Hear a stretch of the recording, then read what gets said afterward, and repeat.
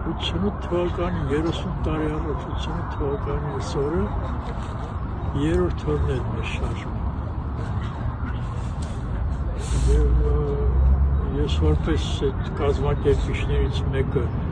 հրապարակից գնացել եմ տուն ընտանիքով կնոջս և երեք երեխաներիս, երեխաները մեկը 6 տարեկան, փոքր երեխաները 3 տարեկան։ Մնացել օպերայի հրապարակ և այնտեղ հրապարակում ելույթ ունեցա, քանի որ ղեկավարները և մեծ հետ չէին, և Արցախից, Ղարաբաղից այդ պատգամավորների նստաշրջանային պատմական որոշումը, որ եղել է, չեն արձագանքել, ես ելույթ ունեցա, ասեցի, 3 օր այստեղ են գիշեր ցերեկ և իշխանությունները չեն արձագանքում։ Ես եկել եմ իմ երեխան ընտանիքով և գործադուլ և հացադուլ եմ հայտարարում և կոչ եմ անում, ով երեխաներ, տատ ու պապ ունեն, բերեն, գուցե այս երեխաներին ու ծերերին խղճան, գոնե իրենց համար գան մի բան ասեն։ Վերջը դրանից հետո նույն օրը երեկոյան մի քանի ժամ հետո փաստորեն իմ ելույթից Կոմկուսի առաջի քարտուղար Կարեն Դեմիրճյանը հեռուստատեսությամբ ելույթ ունեցավ։ Եվ ինչ ասի, որ լավ լինի։ Այն ինչ որ կատարում է օպերայի հրապարակում, հայ և ադրբեջանցի աշխատավորների ժողովրդի շահերից չի բխում։ Մոսկվայում քննարկում են այդ հարցը, վերջը այստեղ փաստորեն ամբողջ ժողովուրդը դուրս եկած փողոցում իր երազանքն է արտահայտում, իր շահերի մասին է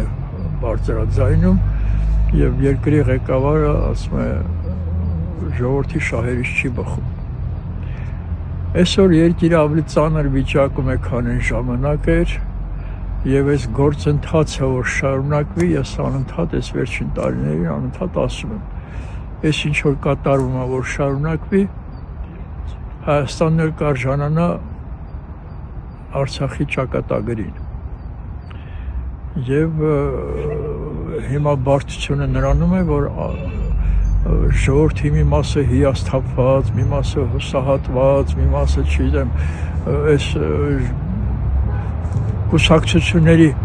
կուսակցությունների առատությունը փաստորեն ժողովրդին տարանջատելով այսպես բազմակողմանի կրոնական բաներով վերջը երկրի ներսում այնպիսի իրավիճակ է, որ նույնիսկ Ղարաբաղցի Հայաստանցի հարցն է, այն ժամանակ էլ սկսվել էր արդեն 90-ական թվականներին ՀՀՇ-ի իշխանության գալով,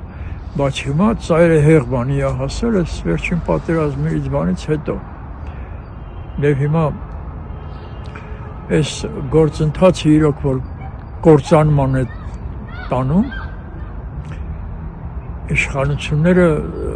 այսօրվա դրությամբ կարող եմ ասել, այդ 4 ղեկավարներից երևի ամենաապիկար կամ ամենասրիկար դավաճանական, այսպես ասած, գործընթաց են իրականացնում։ Փաստորեն իրականացնում են, կարելի ասել, Լևոն Տեր-Պետրոսյանի սկսած դավաճանական գործընթացը ավարտին հասցնելու։ Այն ժամանակ, եթե մեր պայքարի նպատակը միացումներ և այսինքն ազատագրել Ադրբեջանի լծից և միացնել Հայաստան, վերամիավորել, այդ միացումը եղել է մեր գլխավոր նպատակը։ Եվ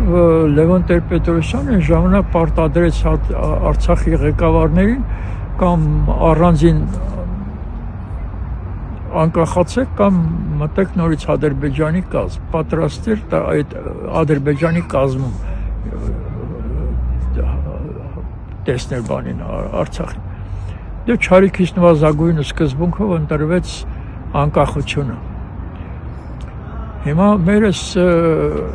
ներկա վիճակը, եթե այնտեղ այդ գործընթացը կիսատ է մնացել դավաճանական, լրիվ Ադրբեջանի կազմ չի մտել, այս սրիկան, այս դավաճանը եկավ ասեց Արցախը Ադրբեջանի մաս է։ Եվ հիմա տեսնում եմ ամբողջ ժողովրդի մեջ այս ծայրահեղ վիճակ, կարծես թե բթացած, ապուշացած, մի մասին իրոք գլուխները հարթուկել ապուշացրել է ղեկավարը եւ նույնիսկ ճիշտ են համարում Արցախը Ադրբեջանին հանձնելը։ Դրանով ձեռք են բերել այս անկախությունը, ինքնիշխանությունը։ Չեն հասկանում, որ այս իրավիճակը այն նժդեի ասած այն խաղաղ անբարենպաստ պայմաններն են, որոնք տանում են ազգի վերացման, որովհետև թուրքը նկատի ունեմ եւ Ադրբեջանի եւ Թուրքիայի թուրքը իր ծրագրից չի հրաժարվել, նա ծրագիր ունի 100 տարուց ավել մեծ թուրան ստեղծելու եւ այդ մեծ թուրանի ճանապարհին Հայաստանն է խոչընդոտ, Հայաստանն է խանգարում եւ այդ իմաստով պիտի վերացնի եւ այդ խոչընդոտը պիտի վերացնի, իսկ ինչպես պիտի վերացնի նա երբեք չի թաքցրել, այս ավելի քան 100 տարի է մեզ հայտնի է, թուրքը որ պիտի իրականացնի այդ մեծ թուրանը պիտի կատարի հետեւյալ 3 կետեր իրականացնելով, ասում է կամ հարմարվեք, ենթարկվեք մեր ծրագրերին, մեր պայմաններին, չեք ուզում թողեք գնացեք, այս տարածքը պիտի հանձնեք մեզ։ Եթե չեք կոտորելու եմ, ինչ որ արել է Ադրբեջան, արևմտյան Հայաստանում, կոտորելով, դատարկելով, բռնագաղթը իրականացնելով, անցել է արևելյան Հայաստանում էլ այդ Ադրբեջանը երկրորդ թուրքական պետությունը ստեղծելով, էլի շարունակել իր ցեղասպանական գործընթացը։ Այն ժամանակվանից անընդհատ հայ ղեկավարներին հասկացրել են, կամ պիտի ենթարկվեք Բաքվին, կամ պիտի հեռանաք, ազատեք այս տարածքը, կամ կոտորելու ենք։ Եվ այս 100 տարվա ընթացքում այդ ծրագիրը իրականացնում են պարբերաբար։ Հիմա այն հատվածը ժողովրդի, որ այս Դավաճան Նիկոլի ծրագրերով է գործում, չեն հասկանում, չունեն այդքան տեղեկություն էլի, որ 100 տարուց ավել է թուրքը իր ծրագիրը ներկայացրել է եւ իրականացնում է եւ չի հրաժարվել դրանից։ Ամեն ինչ անում է մեր սահմանադրությունը փոխելով, էլ չգիտեմ, այս տարածքները վերցնելով, եթե ինչքան էլ վարչապետը ընդունի նրանց տարածքային ամբողջականությունը, նա Հայաստանի տարածքային ամբողջականություն չի ընդունել, չի ասում։ Եկել է գրավել, նստել եւ Հայաստանի ղեկավարությունը հարմարվել է այդ բանին։ Եվ նա այդ թվացյալ խաղաղ պայմաններում պիտի շարունակի իրականացնել իր ծրագիրը, հարյուրավոր հազար փախստականներ իբր թե պիտի գան վերադառնան իրենց պատմական տարածքը, պիտի այն արևմտյան Ադրբեջանը իրականացնեն, արևմտյան Ադրբեջանը պարզ է, որ Հայաստանն է, այն հարավային Ադրբեջանի հետ էլ հետագայում կմիացնեն, այդ գնան դեպի արևելք։ Հիմա խնդիրը նրանում է մեր, որ այս բազմաթիվ կուսակցություններ, այս բազմաթիվ խմբավորումներ, կլոր սեղաններ են կազմակերպում անընդհատ, ոչ մեկը չգիտի այս վիճակից դուրս գալու իրական լուծումը։ Չեն էլ ուզում իմանան։ Այդ ասում եմ չեն էլ ուզում իմանալ, որովհետև ես անընդհատ այս վիճակից ելքը հրապարակավ ասում եմ, հեռուստատեսության չգիտեմ, հոդվածներով, բանի Facebook-յան իմեջում անընդհատ գրում եմ։ Այս ամբողջ մարդկությունը գտնում է մի այնպիսի վիճակում, որ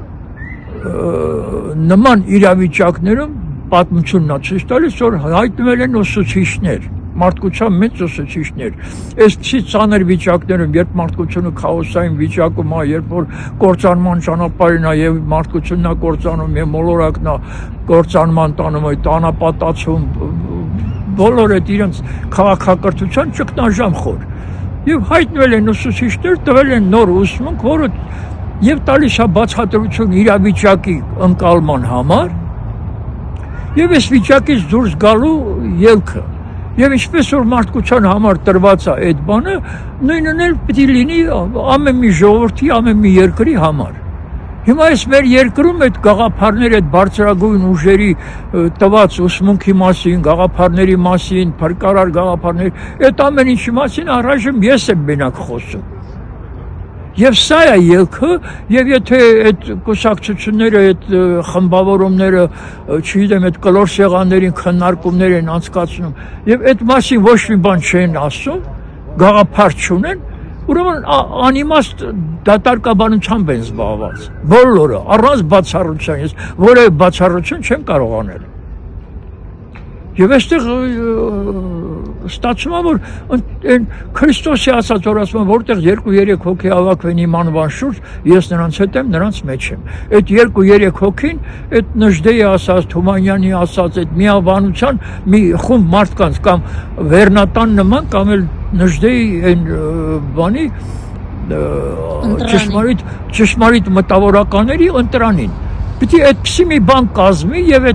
եթե հավաքվի մի քանի հոգի, այս 30 ավելի քան 30 տարի մշակած ծրագիրը ես կարող եմ ներկայացնել։ Պատմաբան կլինի, պատմաբանին իր խնդիրները, անելիքները այս իրավիճակում։ Ունենք էլի դոկտոր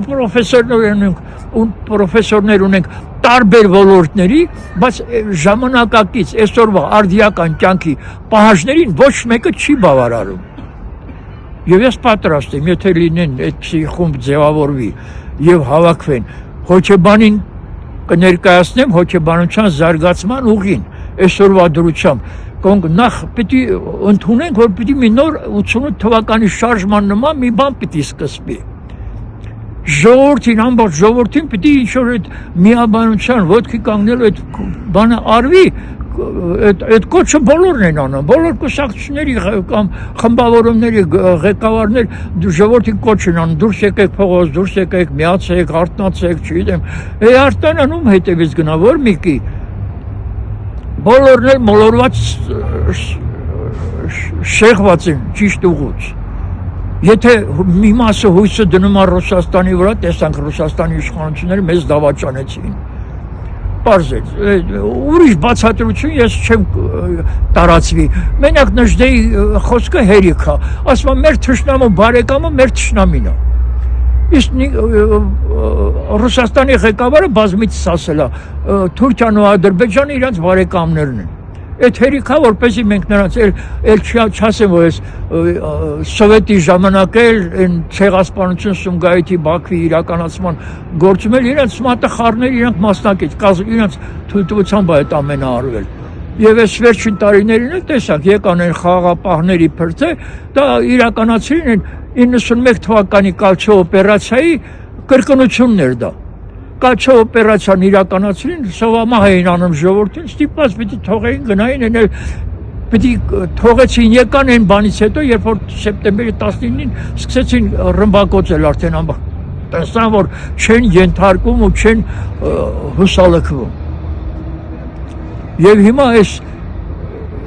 չեմ ուզում անուններ տալ, բայց բացառություն չեմ անում, բոլորին է վերաբերում, բոլոր կուսակցություններին, բոլոր խմբավորումներին, չգիտեմ, ինչպես ասեմ, էլի, բոլորը զբաղված են դատարկաբանությամբ, ոչ Եվրոպան մեզ կօգնի, ոչ Ամերիկան, ոչ Ռուսաստանը, ոչ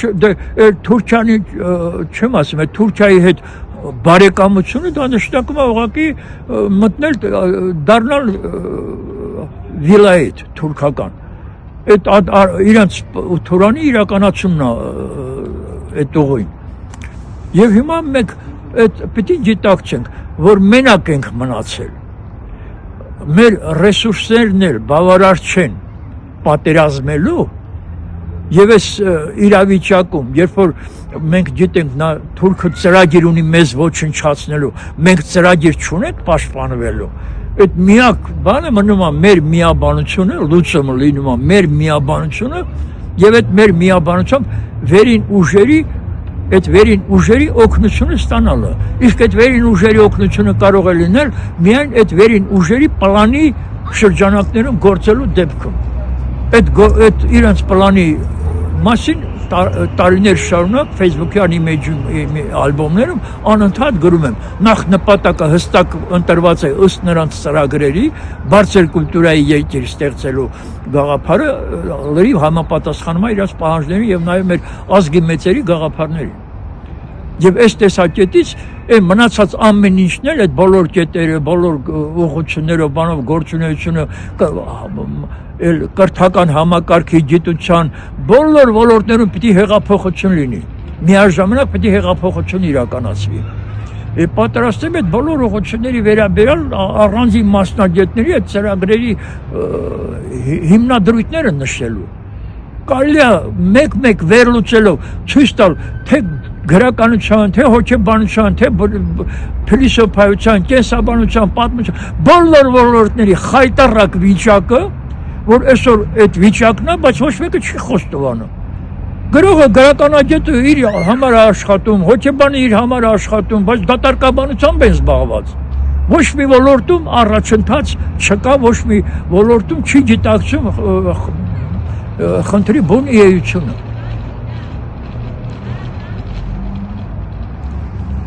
Եվ այս իմաստով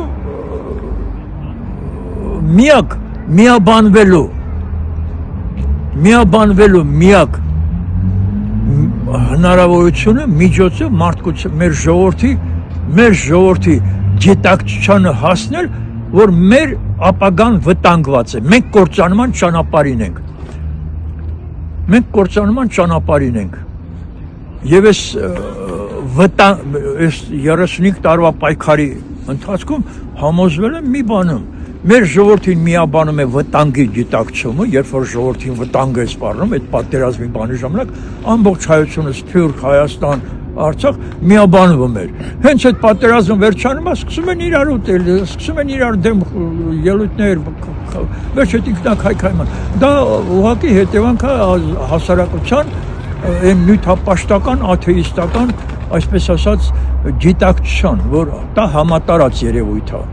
Նյութական վտանգը, տանկեր են, ուղղաթիռներ են, չգիտեմ, այդ ռմբակոծում են, բան, դա տեսանելի է, զգալի է, բայց դա որ վերանում այդ գաղափարական պատերազմը չի գիտակցվում։